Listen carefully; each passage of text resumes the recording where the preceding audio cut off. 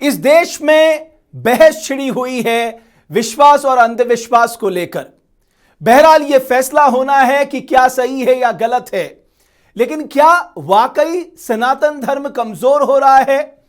क्या जो लोग धर्म परिवर्तन कर रहे हैं उन लोगों के खिलाफ, जो लोग बोल रहे हैं उनके खिलाफ साजिश हो रही है? कम से कम धीरेन्द्र कृष्ण शास्त्री, जिनको लेकर इस देश में चर्चा शुरू हो गई है, उनका तो यही कहना है। लेकिन आज देवभूमि डायलॉग के मंच पर जगत गुरु शंकराचार्य स्वामी श्री अभिमुक्तेश्वरानंद जी महाराज जुड़ रहे हैं। बहुत बहुत स्वागत है शंकराचार्य जी आपका। मेरा पहला सवाल आपसे यह है कि ये जो आपका विचार आया है कि साहब अगर आपको चमत्कार करना है तो आप जोशीमठ आ जाइए, वहां की दरारों को ठीक कर दीजिए, वहां की लोगों की पीड़ा को हल लीजिए, आपको लगता है चमत्कार तो इसे ही कहा जाता है जो दूसरों की पीड़ा हल ले? ये जो व्यक्ति जिस पीड़ा में होता है, जब कोई चमत्कारिक व्यक्ति सामने आता है और अपने में चमत्कार होने का दावा करता है, तो व्यक्ति अपनी पीड़ा को सामने रखता है कि हमारी इस पीड़ा को आप मिटा दीजिए तो अच्छा। तो इसी दृष्टिकोण से हमने जोशीमठ की पीड़ा हमारे मन में थी, तो हमने कहा कि हमारी दरारों को कोई भर दे। घर छोड़ने के लिए जो हमको विवश होना पड़ रहा है, उसको कोई अगर रोक दे तो हमारे लिए बड़ा अच्छा हो, हम उसका सम्मान करें। लेकिन आप तो सनातन धर्म के सर्वोच्च हैं, तो आपसे ज्यादा कौन पीड़ा हर सकता है? नहीं, ऐसा है कि सनातन धर्म के सर्वोच्च होने के कारण हमको अनंत शक्तियां प्राप्त नहीं है। अनंत शक्तियों के स्वामी स्वयं भगवान है, ईश्वर है। कोई व्यक्ति अपने अंदर अनंत शक्तियों के होने का अगर दावा करे तो वो उसका केवल दावा होगा। अगर हमें अनंत शक्तियां होती और हम इस बात का दावा करते तो फिर हमको जरूरत ना पड़ती। हम जोशीमठ में जब दरारें आई थी तो वहां दौड़ करके जो गए, उसी समय दरारों को हमने भर दिया होता। हाँ, हम ये जानते हैं कि अगर भगवान चाह ले तो ये हो सकता है। इसीलिए जोशीमठ रक्षा महायज्ञ इस समय हमने जोशीमठ में आरंभ किया हुआ है। निरंतर भगवान की प्रीति के लिए वहां पर पाठ, जप और हवन हो रहा है। और हम जानते हैं कि भगवान अगर प्रसन्न हो गए तो उनके लिए कुछ भी असंभव नहीं होता है।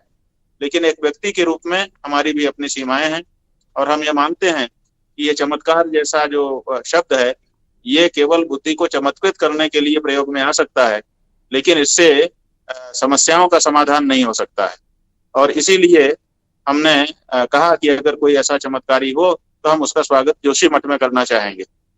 देखिए शंकराचार्य जी, हमारे यहाँ तो कहते हैं कि प्रबल प्रेम को पालन करते प्रभु को नियम बदलते देखा, प्रभु का मान भले ही टल जाए पर जन का मान न टलते देखा। यानी अगर भक्त के सम्मान की रक्षा करनी है, उसके विश्वास को बनाए रखना है, तो भगवान तो कहते हैं कि मैं अपना मान नुकसान खा लूंगा लेकिन भक्त के सम्मान की पूरी रक्षा करूंगा। ऐसा भी हमने सुना है। नहीं, आपने ठीक सुना है, ये भगवान का कहना है। ये जो वाक्य आप कह रहे हैं ये भगवान की उक्ति है। भगवान कुछ भी कह सकते हैं, लेकिन जो भक्त होगा वो भगवान के सामने अपनी बात को ऊंचा नहीं रखेगा। वो ये नहीं चाहेगा कि मैं जो चाहता हूं वो भगवान कर दें।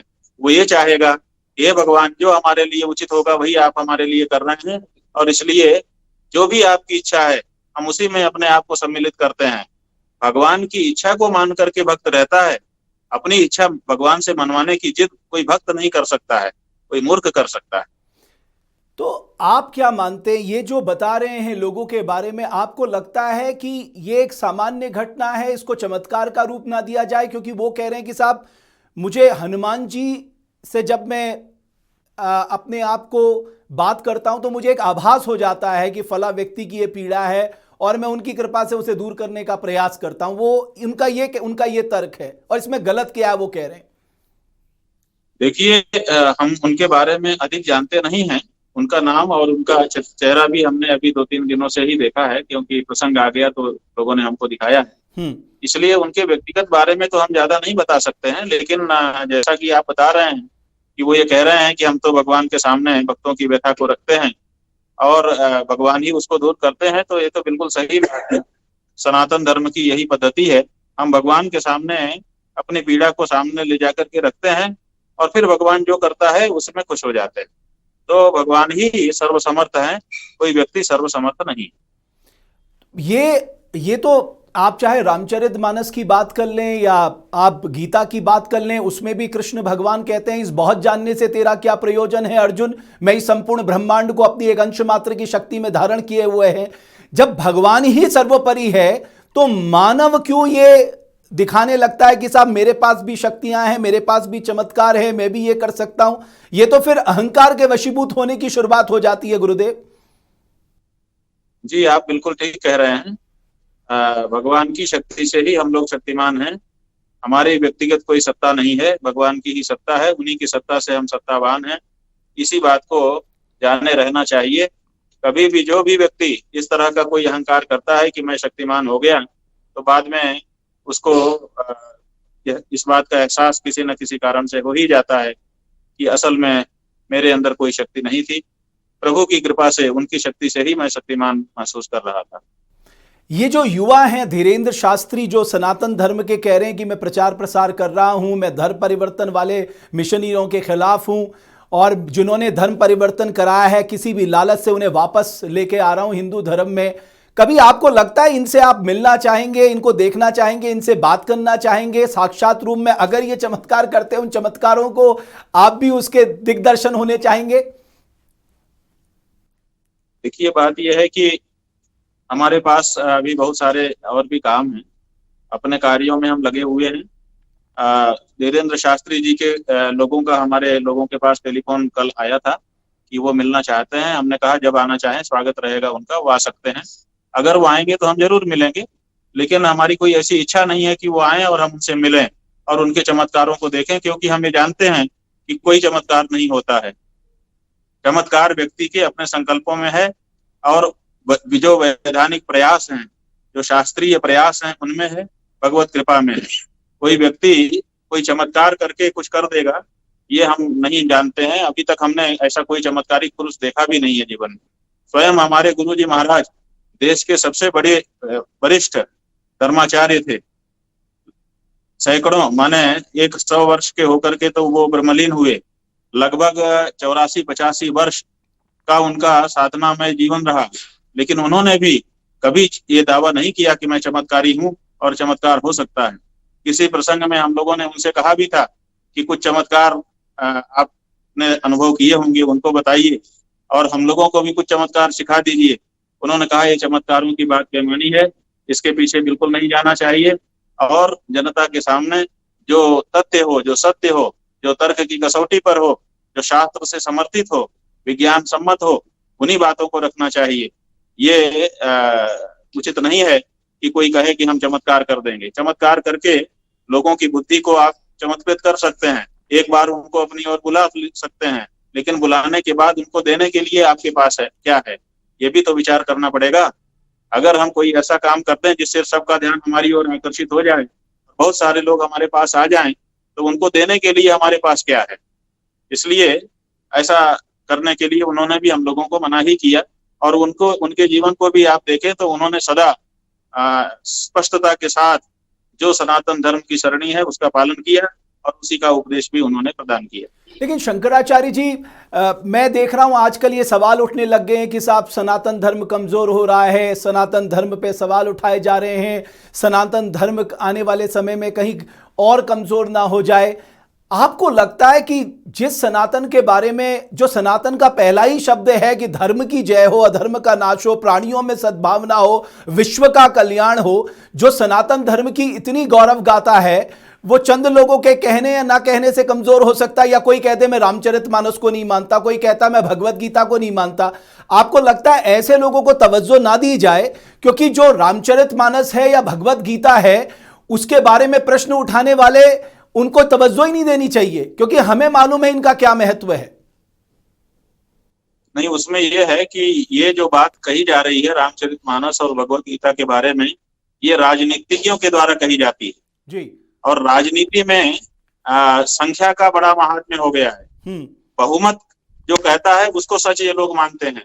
ये लोग विशेषज्ञ के मत को सच नहीं मानते, बहुमत के मत को सच मानते हैं।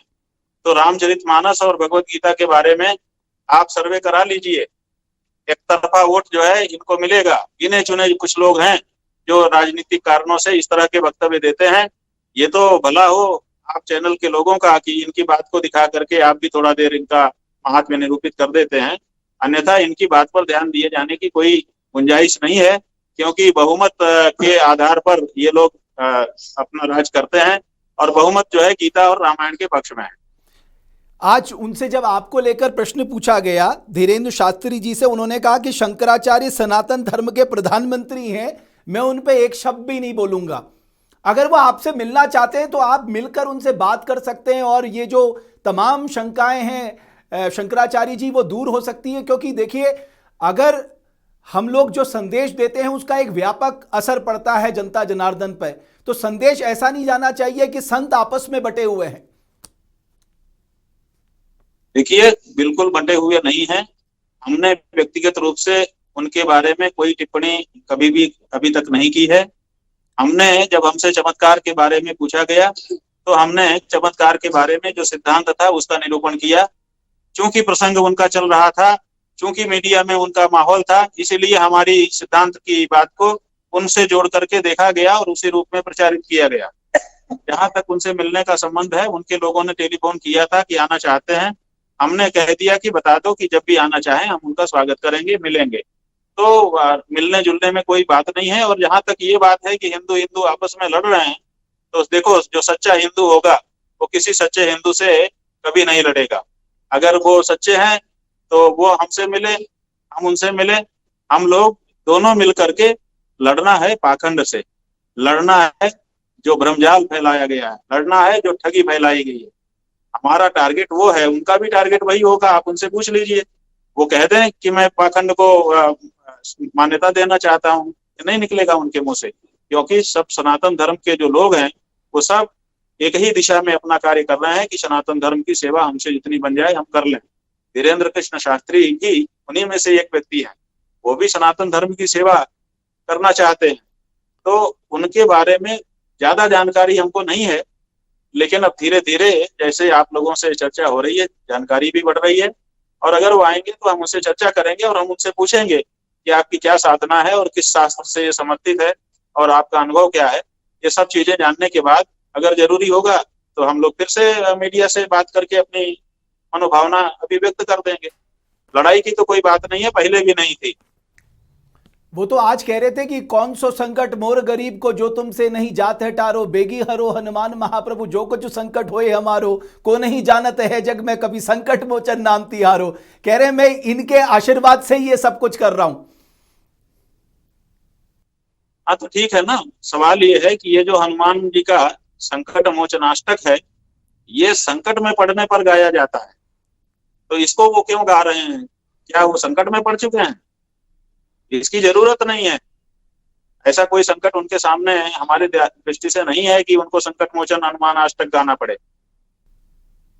वो संकट में कैसे रहेंगे जिनके सर पे आप जैसे शंकराचार्य का हाथ हो? फिर वो कैसे संकट में पड़ सकता है?